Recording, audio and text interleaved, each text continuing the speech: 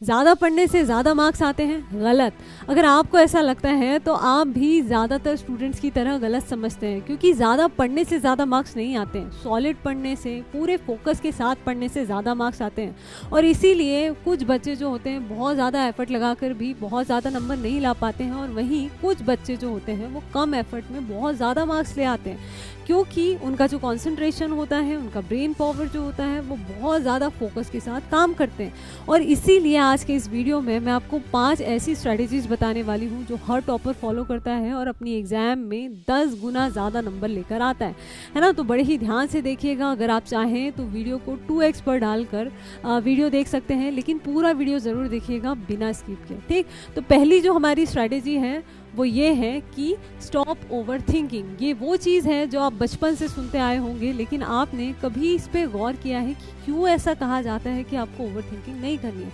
इसके पीछे एक बहुत बड़ा रीज़न है, और वो ये है कि जब आप ओवर थिंक करते हैं तो एक डर आपके ऊपर हावी हो जाता है और पूरी तरीके से आपके अंदर समा जाता है। जब आप किसी चीज़ से पूरी तरह भरे होते हैं तो कुछ और डालने की क्षमता नहीं होती है, और जब आपके अंदर पहले से ही डर समा चुका होता है तो आपको पढ़ी हुई चीज़, आपका जो रिवीजन है, वो सारी चीज़ें बिल्कुल भी याद नहीं आती, और आप एग्ज़ाम में जो होता है जितना पढ़ के गए हैं उससे भी कम देकर आ पाते हैं। और वहीं कुछ बच्चे जो होते हैं थोड़ा कम पढ़ के जाते हैं, लेकिन कॉन्फिडेंस के साथ उसे इस तरीके से प्रेजेंट करते हैं कि वो ज़्यादा नंबर ले आते हैं। इसीलिए आपको ओवर थिंकिंग को अवॉइड करना है, और जितना आप करके गए हैं आपको खुद पे बिलीव रखना है, और उसको इतनी अच्छी तरीके से प्रेजेंट करना है कि आपको आपके प्रेजेंटेशन के ही एक्स्ट्रा मार्क्स मिल जाए, ठीक।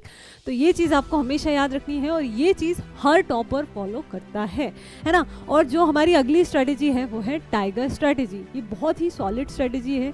क्यों मैंने टाइगर का नाम लिया? क्योंकि आपको पता है कि टाइगर जो होता है वो दिन भर शिकार नहीं करता है, लेकिन जब भी करता है सॉलिड करता है, अपने शिकार को अपने हाथ से नहीं निकलने देता है। ऐसे ही आपको भी जितना पढ़ना है सॉलिड पढ़ना है। जब आप पढ़ने बैठें तो पूरे फोकस के साथ, जिसको पढ़ने बैठे हैं वो चीज़ आपके दिमाग से बिल्कुल भी नहीं निकलनी चाहिए। उस समय पे आपका जो फोकस है वो इतना हाई होना चाहिए कि आपके द्वारा पढ़ी गई एक एक चीज़ आपके दिमाग में इस तरीके से बैठ जाए कि अगर उससे संबंधित एक भी प्रश्न एग्जाम में आता है तो वो गलत ना हो। आपको टाइगर की तरह पढ़ना है और अपने फोकस को, अपनी जो स्टडी है उसको बिल्कुल ग्रैब कर लेना है, ठीक। तो आपको कैसे पढ़ना है? टाइगर की तरह। चलिए, जो हमारी थर्ड स्ट्रेटेजी है वो ये है कि टाइम मैनेजमेंट। अब टाइम मैनेजमेंट के बारे में आपने बहुत सारी चीज़ें सुनी होगी। यूट्यूब पे आपने न जाने कितने लोगों का वीडियो देखा होगा कि क्या एक अच्छा टाइम टेबल होना चाहिए, सुबह पढूं कि रात को पढूं कि कितने स्लॉट में पढूं। बहुत सारी चीज़ें अलग अलग आप टाइम बनाते हैं कि मुझे 5 बजे उठना है, 5:30 बजे तक ये करना है, उसके बाद इतने से इतना पढ़ाई करनी है। लेकिन टाइम टेबल के लिए मैं आपको एक सबसे सॉलिड चीज़ बताने वाली हूँ। अगर आपने ये चीज़ समझ ली तो आप बाकी बच्चों से बहुत आगे निकल जाएंगे। और टाइम टेबल का सीधा सा फंडा ये है कि आपको पढ़ने के लिए कभी भी टाइम टेबल नहीं बनाना है। क्यों? क्योंकि अगर आप एक स्टूडेंट हैं तो आपका पूरा समय जो है वो पढ़ाई के लिए समर्पित होना चाहिए। लेकिन अगर मैं टाइम टेबल की बात ही नहीं कर रही हूँ तो मैं जिक्र क्यों कर रही हूँ? जिक्र इसलिए कर रही हूँ कि आपको बाकी चीज़ों का टाइम टेबल बनाना है, ना कि पढ़ाई का। आपको कब उठना है, कितना समय दूसरी चीज़ों को देना है, कितना आपको एक्सरसाइज करना है, कितना क्या खाने का समय होना चाहिए, कितना आपका जो है आपको वर्कआउट हो गया, उसके बाद फिर फ्रेंड्स से जो होता है मिलने का समय है ना, कॉल पे बात करने का समय, इन सारी चीज़ों का आपको एक रूटीन बनाना है। और जो बचा हुआ समय है, जितने भी घंटे आप निकाल पाएँ, 6 घंटे, 8 घंटे, 10 घंटे, वो सारा समय आपको सिर्फ और सिर्फ पढ़ाई को देना है। उसमें कोई रूटीन नहीं हो कि बीच में मुझे ब्रेक लेना है या कुछ भी। पावर ब्रेक आप ज़रूर लेंगे, उसके लिए मैं आपको अगले वीडियो में बहुत अच्छे से बताऊंगी। लेकिन इससे आपको क्या समझ में आया कि आपको टाइम टेबल बनाना है, लेकिन अपने रूटीन का, ना कि स्टडी का, है ना। पूरा समय जो है वो पढ़ाई को देना है। उसके बाद जो हमारी फोर्थ स्ट्रेटेजी है वो ये है कि क्वालिटी ओवर क्वांटिटी। आपने देखा होगा कि बहुत सारी बुक्स का भंडार होता है आपके पास, बहुत सारे सिलेबस होता है, बहुत सारे चैप्टर्स होते हैं, बहुत सारे नोट्स होते हैं, हर चीज़ आपके पास बहुत सारी है। लेकिन अगर आप हर चीज़ करने बैठे तो आप कभी भी पूरा नहीं कर पाएंगे, क्योंकि ये सब कुछ एक सागर की तरह है। तो आपने हमेशा सुना होगा कि जो अच्छे अच्छे टॉपर्स होते हैं वो ये कहते हैं कि ये जो पढ़ाई है ये एक आग का दरिया है और आपको तैर के उस पार निकलना है, आपको डूबना नहीं। और तैरेंगे कैसे? कैसे तैरेंगे? जब आप क्वालिटी पे काम करेंगे, ना कि क्वांटिटी पे।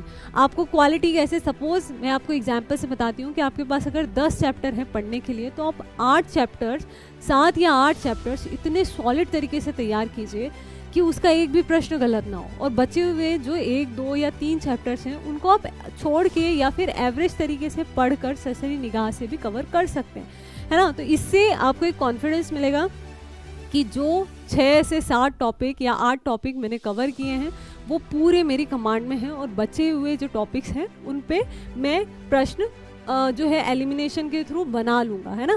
लेकिन अगर आप पूरी 10 के 10 एवरेज पढ़ के जाएंगे तो ना तो आपके उन 6 यूनिट से ठीक से बन पाएंगे, और ना ही बचे हुए 3 यूनिट से, 4 यूनिट से। तो इसीलिए आपको क्या काम करना है, क्वालिटी पे ना कि क्वांटिटी पे। ये चीज़ अगर आपने याद रख ली तो आप जीवन में बहुत आगे जाएंगे। और सबसे लास्ट बट मोस्ट इम्पॉर्टेंट कि मेक योर वाई क्लियर।